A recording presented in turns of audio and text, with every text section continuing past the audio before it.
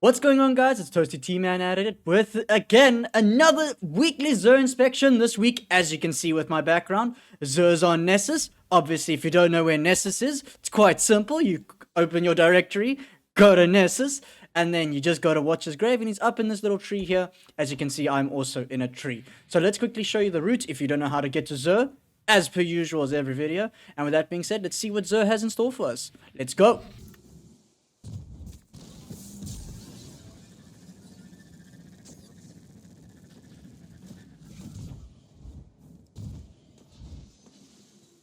Now that you've got Xur in sight, let's quickly see what he has in store this week for us. Yes. As per usual, he brings your exotic engram. Would pick it up if you don't have anything. Other than that, I would definitely say Crimson. Very good for PvP. Better on controller than M and K. But other than that, pick it up. If you want to use it on mouse and keyboard, though, remember to slide your FOV so that the recoil doesn't mess up so much with your aiming. But other than that, really good for PvP and can work for some different builds on, well, just in general in Destiny. Your little red death spin-off in hand cannon form if you're a Destiny 1 player.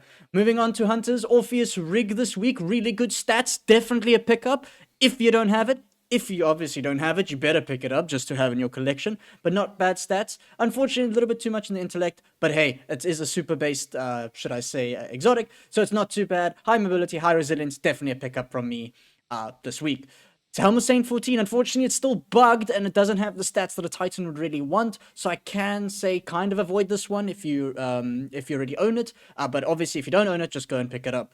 Nezarexin for the Warlocks, really good for your Void builds. Obviously, getting Void kills in general just increases your ability regen. I'm not sure what the percentages are. You just slap a Void energy weapon on like Funnel Web or anything in that line and just simply go ham and you just get infinite nades, melees, and riffs. Really good. It even boosts your super to a degree. High recovery, high resilience. I'd definitely go and pick this one up if you don't own it. But yeah, not bad at all. Moving on quickly to the two legendary, the exotic guns. They are legendary to a degree.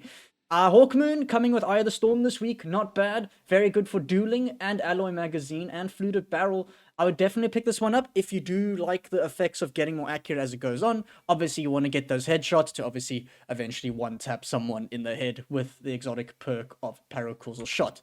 Moving on to Dead Man's Tale, another outlaw role this time, accurized around a corkscrew. Can definitely say pick it up if you like it. Obviously, moving target is sometimes better, but if you like the quick reloads of a very slow reloading gun, I can definitely say try outlaw and take it a shot from there. Perfect. Moving on to the legendary weapons. True Prophecy comes back, your 120 with Rangefinder Demolitionist. I can't really recommend it. 120s are only good for PvP. However, with the nerfs to Rangefinder or the normalization of Zoom, I can't really recommend anything with Rangefinder nowadays, so I'd pass on this one altogether. 7th Seraph SI2, sidearms. It's just a different story altogether. Having increased ammo reserves on a gun that's an energy weapon that has infinite ammo. It don't make sense. It got infinite ammo, so why would you even want field prep? It's a waste of a perk, unfortunately. I don't know why it rolls with field prep. Yes, you do get the faster reload and slow speed when you're crouched, but are you really going to be crouched that much with a sidearm that already reloads fairly quickly? I don't know. Don't pick it up. It's basically the point I'm getting across. Zen Moment multi-kill clip. This used to be a really good gun, or I could still say is a really good gun. Zen Moment obviously being more, just Zen Moment being a good perk nowadays, and multi-kill clip being the ultimate PvE perk. But I think there are better roles. If you just want to give it a shot, you're more than welcome to. But I can say give it a pass this time round. Sweet Sorrow, perpetual motion tap the trigger, really good for PvP. However, auto rifles in the 720 don't really perform that well. Auto rifles in general don't perform that well. But this is craftable. So what I recommend if you want to give it a shot anyway with enhanced perks instead, just take your deep sights or buy 5 of these and then craft it yourself. Just use your deep sight harmonizers instead. Judgment of Kelgaroth, a good, I would say decent glaive, not bad at all. However, it is solo, so it's not bad. Obviously, this season having Unstoppable, also have a craftable at the end of the day. So if you want, what do you call it? What's the word? If you want enhanced perks instead, I'd just rather go for that. So it doesn't tell me that because I already have this craftable glaive. However, you should have the option to craft it if you go down that path. Corsair's Wrath, a linear fusion rifle being solar, one of the few that is solar. No distractions, kill clip. Could be better. Obviously, having to, linear fusions being decent for boss damage. However, this could be decent in Solar Surge Nightfalls and such, or where there's linear fusion. I know they don't stack, but if you do like Solar Surges, it could be decent there, since it is one of the only few. But these two perks, unfortunately, is not the best combination for boss damage in general. It does have Liquid Coils, which does increase the little impact with the charge time.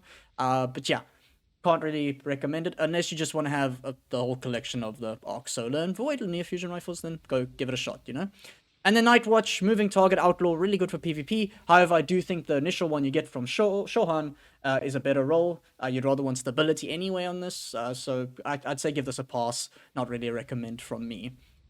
Titans, your armor has the gauntlets. I can't even recommend. The chest piece, I can definitely recommend with that stat of resilience. Really, really good. Unfortunately, your discipline, intellect, strength stats are a bit distributed too much. But if you just need strength, definitely go and pick up this armor piece, or the chest piece, should I say. The helmet, I can't even closely recommend. And the boots got high recovery, but unfortunately, that all-important resilience stat can only reach a maximum of 18, which is not ideal. But yeah. Definitely the chest piece if you're looking for that high resilience. With that being said, let's quickly move on to the Warlock. Now that we're on the Warlock, let's quickly see what Xur's armor is for the Warlock. This week, I can definitely say I do think it's Warlock's finally good week, should I say. Warlock's finally got really good arm pieces with high resilience, high recovery. Obviously, when you Master Burger, gets you that 20 recovery and then 23 resilience. So very good arm pieces. Can definitely recommend you to pick that up. Additionally, the chest piece comes with high resilience, recovery, obviously not being too high, unfortunately, but still, if you need resilience instead of recovery, this is definitely a pickup from me. And then the helmet, which is like, for me, like, it blows me as well, like, well, not blows me, it blows my mind as well, is definitely also pretty good to get. Unfortunately, all the stats do go into strength as much more other than discipline instead, but still pretty decent if you're just looking for those two main stats, which is survivability, and guess what? More survivability. And then obviously you get the boots, which is something I wouldn't even consider. But obviously, definitely go and pick up the gauntlets, the chest piece, and the helmet if you're new to the game. With that being said, let's finally go to the Hunter. And lastly, let's finally see what Xur has for the Hunter here. Give me something good, Mr. Xur, man. Finally, the Hunter gets, unfortunately, I would say no to the gauntlets. Stats are too distributed. The chest piece is really good for mobility. Unfortunately, if it just had a little bit more resilience, but if you need mobility, definitely pick up this chest piece. The cloak we can skip. And then the helmet piece is really good for recovery resilience build. So for Arc Hunter, basically, where you don't really need mobility. And then finally, the boots, which is high mobility again. So yes, if you need just general high mobility, take the chest piece and the boots. And then for Arc Hunter, I can definitely recommend the helmet, where you don't really need as much mobility. But that is it, guys. I hope you guys enjoyed your weekly Xur inspection. I hope he brought some decent exotics for you and some decent legendary armor. And with that being said, I hope you guys have also been happy fishing. Next week is exotic mission time. And remember, stay toasty. Cheers.